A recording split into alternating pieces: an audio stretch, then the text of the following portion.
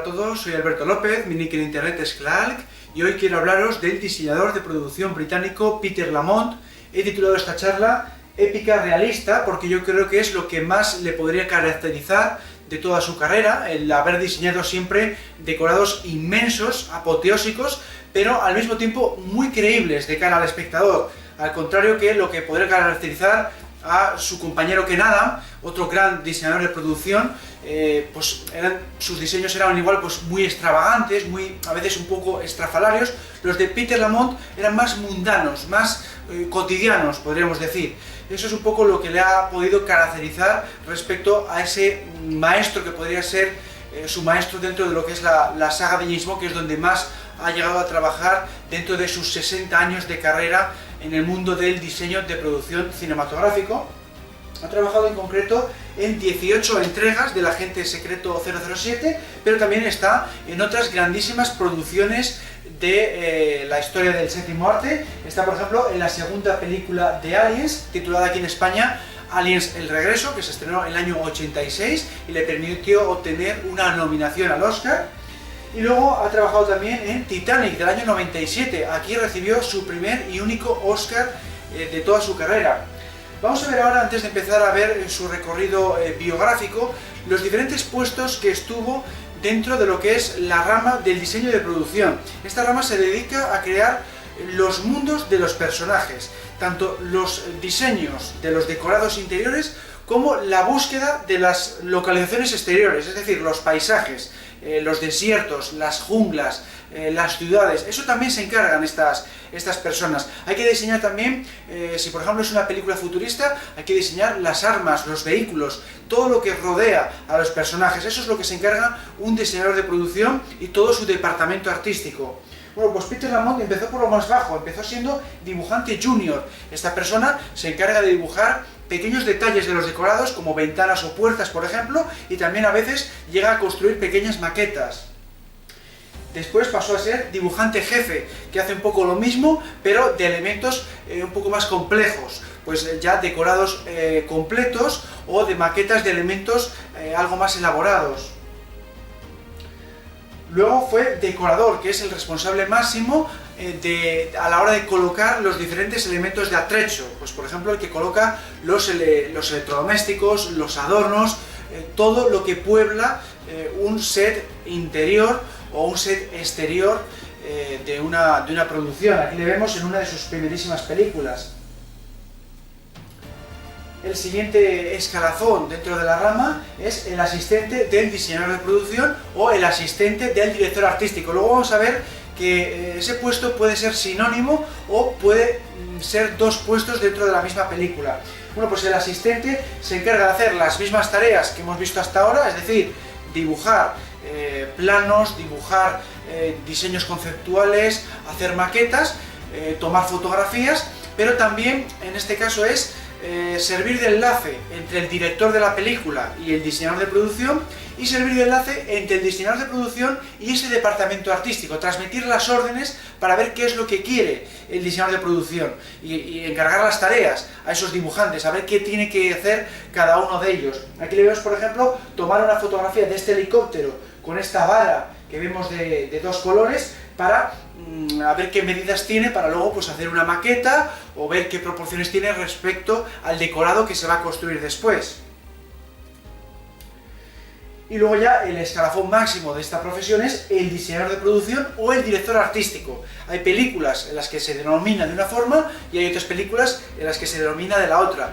Y luego hay otras películas en las que aparecen los dos términos. Una persona es director artístico y la otra persona es diseñador de producción. En ese caso se dividen las tareas. El director artístico se encargaría de la parte física, es decir, contratar a los albañiles, a los yeseros, a los carpinteros y llevar el tema del presupuesto, y el diseñador de producción se encargaría solamente de la parte artística, es decir, de dibujar los planos, hacer los diseños, encargarse de la progresión visual de la película, es decir, si la película empieza triste, pues va a encargarse de poner una paleta de tonos tristes, de tonos apagados en esas primeras escenas, y luego en el desenlace, que suele ser más feliz, pues va a aplicar unos tonos más alegres. tiene que tener en cuenta también el diseño de vestuario. Si en una escena, por ejemplo, los personajes van vestidos de color rojo, pues no puede poner las paredes de color rojo, porque no casaría. Él también tiene que ir, al principio, en la preproducción, tiene que viajar por todo el mundo buscando las localizaciones exteriores, siempre y cuando estemos hablando de una película con cierto presupuesto. Claro, esto en películas de bajo presupuesto no se puede hacer.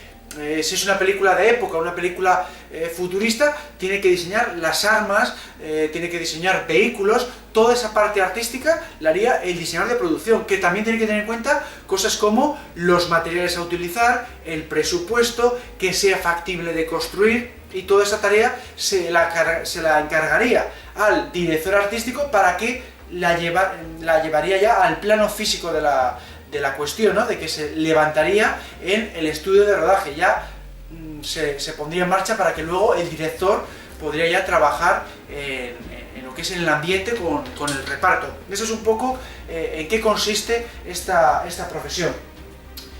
Ahora sí, vamos a empezar con lo que es el recorrido biográfico de Peter Curtis Lamont, que nació en 1929 en la pequeña localidad de Borehamwood Wood, que está situada a unos 25 kilómetros al norte de Londres. Él nació pues, en una familia bastante modesta. Su padre se llamaba Cyril y su tío se llamaba Lionel, y los dos eran diseñadores de carteles. Se encargaban sobre todo de hacer carteles para caravanas, y su madre, Mabel, les echaba una mano dando brillo a esos carteles. Trabajaban sobre todo con tiza para marcar lo que es los diseños, y luego con lápiz y con brocha. Era un trabajo bastante, en apariencia, sencillo, pero bueno, que también tenías que tener bastante talento a la hora de hacer esos diseños, como más tarde va a descubrir el propio Peter. Había que ser bastante buen dibujante, vamos a decir, y se tiraban bastantes horas con cada uno de estos carteles, y era una profesión que no abundaba en aquel entonces no les faltaba trabajo, y aparte pues les llamaban para el mundo del cine, porque vivían muy cerca de la industria cinematográfica inglesa. Les llamaban sobre todo de los British Film Studios. El jefe carpintero de esta industria les llamaba porque necesitaba hacer carteles para los decorados de las películas. Entonces iba el padre allí, y el problema es que los contratos eran muy precarios. Les llamaban solamente para contratos de unas horas o de unos pocos días. Muchas veces lo tenían que hacer a toda prisa, hasta tal punto que no tenía tiempo para regresar a casa. Entonces se quedaba a comer y a dormir en el propio departamento de arte de los British Film Studios. Más adelante se va a quemar, se va a incendiar estos estudios, y a mediados de los años 30 va a pasar a trabajar en los Denham Studios y en los recién inaugurados Pinewood Studios, donde se van a rodar más adelante las famosas películas de James Bond, en las que va a trabajar sobre todo sus hijos, Peter Lamont y Michael Lamont.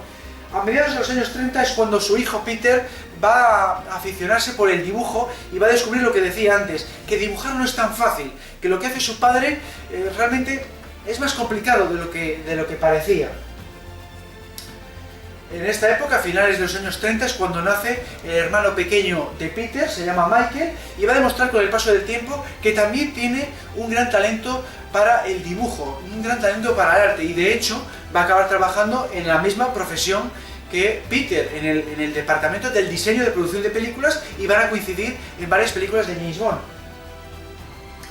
La primera película que observa Peter, porque la lleva a su padre al set de rodaje, es One of Our Aircraft is Missing, del año 42. Aquí se queda sorprendido sobre todo cuando observa una fantástica maqueta de un bombardero, y esto es llamativo porque es lo que va a acabar haciendo él de mayor. Va a hacer también muchísimas maquetas en ese departamento de diseño de producción, y de hecho él mismo va a construir varias maquetas de bombarderos en la película Operación Trueno de James Bond. Él sabe que quiere dedicarse al mundo del cine ya desde niño. Al principio no sabe en qué departamento quiere dedicarse, pero a los 13 años decide que quiere ser camarógrafo. Entonces decide meterse en un instituto de corte técnico, en vez de en un instituto artístico, porque considera que la profesión de camarógrafo es más glamurosa que la de su padre, de ser dibujante. Lo que pasa es que cuando termina esta carrera, su padre le consigue un puesto de recadero y de asistente de imprenta en un departamento artístico de estos estudios de rodaje. Entonces se va a quedar ya ahí para toda la vida, ¿no? Va a acabar siendo dibujante. Al principio simplemente le van a encargar entregar y repartir los dibujos por los diferentes departamentos de los estudios y ya de ahí no va a salir, no va a tocar una cámara en su vida. Es decir, va a filmar cuando va a buscar localizaciones exteriores, pero realmente no va a acabar filmando ni una sola escena de película.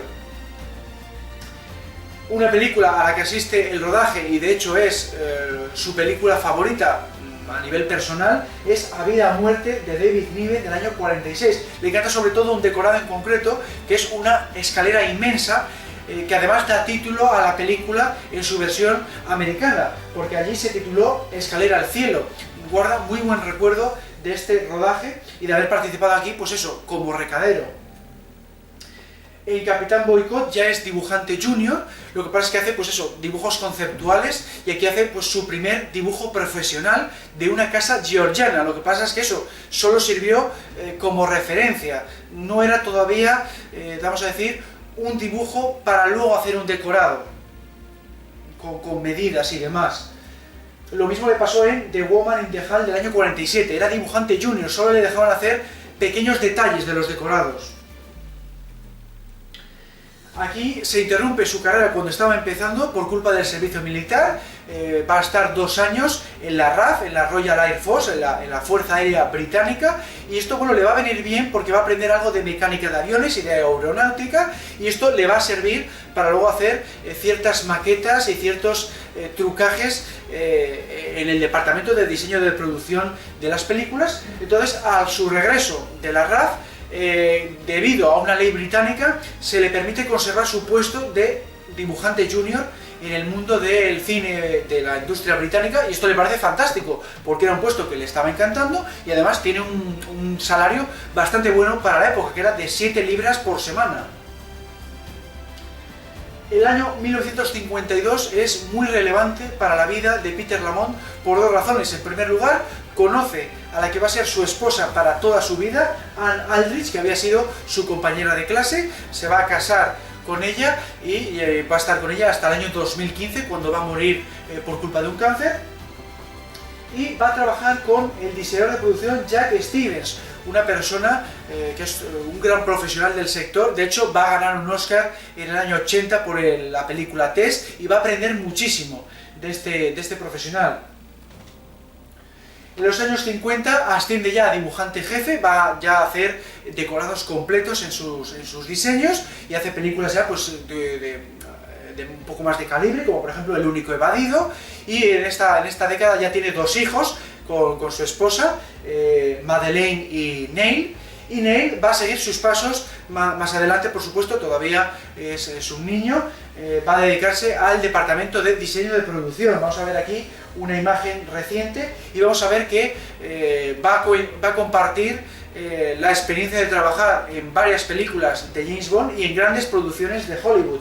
Va a trabajar como asistente del director artístico en 007 Licencia para Matar, del año 89. Va a estar como supervisor del director artístico en 3 películas de Brosnan, en GoldenEye, en El mundo nunca es suficiente y en Muere otro día. Va a estar también en ese mismo puesto en Titanic, en varias entregas de Harry Potter y en el episodio 7 de Star Wars, ni más ni menos. Y actualmente ya es diseñador de producción, igual que su padre, en Star Wars Rogue One, y está trabajando en la película de Han Solo prevista para el año 2019, o sea que realmente ha alcanzado el mismo nivel de destreza que su padre, y lo único que le falta es ganar un Oscar, igual que ha conseguido su padre con la película de Titanic. Volviendo a la biografía de Peter Lamont, hay que destacar en los años 60 la película Cleopatra, porque aquí construyó los decorados más grandes de la historia del cine hasta aquel entonces, y además coincidió con un grandísimo diseñador de producción que se llamaba John DeCuir. Dice que era una de las personas más agradables y más inteligentes con las que ha trabajado a lo largo de toda su carrera, y por supuesto le permitió aprender muchísimo de él, aquí desde el puesto ya de decorador. Ya había ascendido de dibujante jefe al puesto de decorador. El ingenio salvaje tiene muy buen recuerdo de esta película por la razón de que es la primera en la que por fin aparecía en la lista de créditos al final de la misma. Hasta entonces pues no le había ocurrido. En esta época todavía no se acreditaba a todos los profesionales que trabajaban en cada película, como sí ocurre en la actualidad, y que guarda muy buen recuerdo de la labor interpretativa de Richard Harris. Dice que le asombró muchísimo lo buen actor que era, y al mismo tiempo también le impactó la parte negativa que tenía esta persona, que es que le daba mucho a la bebida y se cabreaba mucho en el set de rodaje. Hubo un día en concreto que se enfureció tanto que enrareció el ambiente de trabajo. Todo el mundo estaba de mal humor por culpa del comportamiento de la estrella de la película, y bueno, pues menos mal que se le ocurrió la gran idea de contratar un catering de canapés y champán para todo el mundo, y gracias a eso solucionó el problema. En los años 70 habría que destacar El violinista en el tejado, porque aquí Peter Lamont fue nominado al Oscar al mejor diseño de producción. Él no era el máximo responsable de ello, aquí todavía estaba como decorador, pero pertenecía a ese departamento. Está muy orgulloso de esta película, y no es para menos, porque el diseñador de producción, por ejemplo, para que nos demos un poco cuenta de la gran labor que hay detrás de esta película en el aspecto de los decorados, se fijó en más de 100 sinagogas ucranianas antes de desarrollar la que se ve en pantalla. O sea, está muy bien hecha la película en este aspecto. Otra película importante de Peter Lamont en esta década es La huella, del año 72, porque aquí consiguió ascender al puesto de director artístico por primera vez en su carrera, y además es una película que fue nominada a 4 Oscars, ni más ni menos. Entre ellas está la curiosidad de que fueron nominados los 2 actores protagonistas, Laurence Olivier y Michael Caine, que es algo que es difícil de ver, no suele ocurrir mucho. Y bueno, hay que comentar que Peter Lamont, fuera de la saga de James Bond, es verdad que ha escogido muy bien las películas en las que ha trabajado, porque muchas de ellas tienen varias nominaciones. Es el caso de La huella, y también es el caso de Los niños de Brasil, del año 78. Aquí es una película que tiene 3 nominaciones a los Oscar. En los 70 también trabajó en La espía que amó, de la propia saga de James Bond, que recibió otras 3 nominaciones a los Oscar, entre ellas la de Mejor Diseño de Producción, en la que él trabajó de nuevo dentro del departamento de diseño de producción. Él era director artístico, fue su segunda nominación en esa categoría, la categoría de su profesión. Su tercera nominación llegó con Aliens el regreso, como decíamos al principio, esta secuela de la famosa película de James Cameron. En este caso llegaría en el año 86, y aquí su mayor logro fue recrear la nave de la primera película sin disponer de ninguna maqueta ni ningún diseño de aquella. Se había perdido todo por completo, no había material de referencia más allá del metraje de lo que es el filme en sí. Lo tuvo muy difícil, y bueno, pues la Academia le quiso recompensar en buena parte pues por esta razón. En los 90 hay que destacar otra película de James Cameron, que fue Mentiras arriesgada. Aparte de que fue la película más cara de la historia del cine hasta ese momento, hay que destacar en lo que es su departamento, porque construyó el fondo de pantalla verde de 180 grados más grande de la historia del cine para albergar la escena del caza, que era una maqueta a escala real de un caza Harrier, y que constituye pues una de las secuencias más emblemáticas de esta película.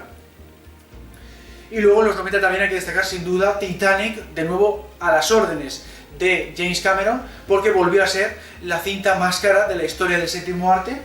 Y bueno, pues es que aquí alcanzó pues un nivel ya estratosférico de nivel de detalle, de nivel de realismo, ¿no? Calcó lo que es la embarcación. Por poner un ejemplo, consiguió el mismo tejido para fabricar la alfombra de la embarcación, para que fuera exactamente idéntica a la que había tenido el barco en su día, y de hecho es que había contratado los servicios de la misma empresa que había decorado y construido el barco, que era White Star Line. No es de extrañar que por todo ello pues recibiera ese merecido Oscar que él ya llevaba, vamos a decir, queriendo desde que se había convertido ya en director artístico en los años 70, y bueno, pues todo el equipo Bond, toda la familia Bond en la que más ha trabajado, pues decía que algún día te tenía que llegar, y ya por fin, pues mira, no lo ha conseguido con la saga Bond, en la que también había conseguido muy buenos resultados, y lo consiguió ya por fin con esta fantástica película del año 97. Bueno, centrándonos ahora en las 18 películas de la saga de 007, la primera de todas ellas fue la tercera entrega de la franquicia, que aquí en España se tituló James Bond contra Goldfinger, se estrenó en el año 64, y bueno, él consiguió el puesto de dibujante porque le recomendó Peter Moulton, el director artístico. El diseño no fue por por el diseñador de producción Ken Adam. En este caso le recomendó el director artístico. Le conocía desde hace varios años, sabía que era excelente y bueno, pues le recomendó y le ficharon. El problema era que en los 60 Peter Lamont ya era decorador. Entonces él dudaba si aceptar el puesto porque suponía un retroceso volver a ser dibujante. Lo que pasa es que le había encantado tanto la película anterior, Desde Rosa con Amor, sobre todo los gadgets y ese fantástico teaser en el que parece que James Bond muere en la primera escena, que dijo, venga, acepto, firmó el contrato y luego se sintió muy orgulloso de los resultados que se cosecharon en esta película, tanto a nivel técnico como artístico, como a nivel de taquilla. Y nada más terminar, él estaba ansioso porque le llamasen para la siguiente entrega y efectivamente así fue. Y de hecho, bueno, le siguieron llamando y siguió trabajando en la saga hasta el año 2006 y más y menos. El principal encargo de Peter Lamont en Goldfinger fue recrear la parte exterior de Fort Knox. Llegó el diseñador de producción Ken Adam, le entregó fotografías de lo que es el edificio real y le dio un plazo de un mes para conseguir el decorado exterior de todo, de las puertas, las fachadas, las verjas, la puerta por la que acceden los vehículos, el asfalto y demás. Entonces se puso a trabajar en ello, puso un presupuesto de 65.000 libras y era una cifra pues bastante elevada para la época. Y bueno, pues el director Guy Hamilton lo veía excesivo, ¿no? Entonces dijo que mejor quitar los laterales y a ver si lo reducimos esto un poco porque es demasiado. Entonces se quedó en 47.000 libras, los productores Cavi Broccoli y Harry Salman lo vieron perfecto y dijeron que venga, adelante con ello. Empezó la construcción y en ese momento Ken Adam le dijo que, revisándolo todo un poco, aquí hay algo mal. Entonces en ese momento Peter Lamont se puso nerviosísimo, se puso a revisarlo, no puede ser, lo pasó fatal y le vino un compañero un poco después y le dijo que mejor vete buscando otro trabajo. Fue una situación de máxima tensión, pero menos mal que al cabo de un tiempo le vino Ken Adam y dijo que tan solo había sido una broma. Como era el novato en la familia Bond, le quisieron hacer esta broma y bueno, pues ahí quedó la anécdota. Y luego fue más allá, el compañero de Ken Adam que le había dicho aquello y le dijo que si no había visto el buzón de su casa. Y le dijo, pues no, bueno, pues mejor que cuando vayas a casa que lo mires. Bueno, pues Peter Lamont no esperó a terminar la jornada laboral y como vivía cerca de los Paramount Studios en los que trabajaban, se marchó rápidamente a casa, miró el buzón y suspiró de alivio cuando vio que el buzón estaba vacío. Había sido otra broma, no había carta de despido en ese buzón. Digamos que le gastaron la misma broma 2 veces. Fue igual el peor momento, por lo demás, de una producción excelente. Aquí ficharon a su hermano Michael, que bueno, como sabemos, pues también trabajó dentro de lo que es el departamento de arte, pero se dedicaba más a tareas tirando a efectos especiales, porque en este caso le encargaron sobre todo la parte relacionada con los gadgets del Aston Martin DB5, que fue todo un éxito, como sabemos. Aquí dice Peter Lamont que el mayor mérito de la película es sin duda la labor de Ken Adam. El diseñador de producción hizo unos decorados extraordinarios y le dio mucha rabia a Lamont que no le nominaran ni siquiera al Oscar, ¿no? Porque dice que hizo unos decorados que superaban a los que se hacían en Hollywood y que vienen a demostrar que la industria cinematográfica inglesa podía llegar a superar a la americana. Él destaca sobre todo dos decorados en concreto. El decorado de la sala del láser, porque decía que era austera pero realmente impactante, y la sala de juegos de Goldfinger, con todos esos muebles que se movían. Era realmente algo muy novedoso para la época.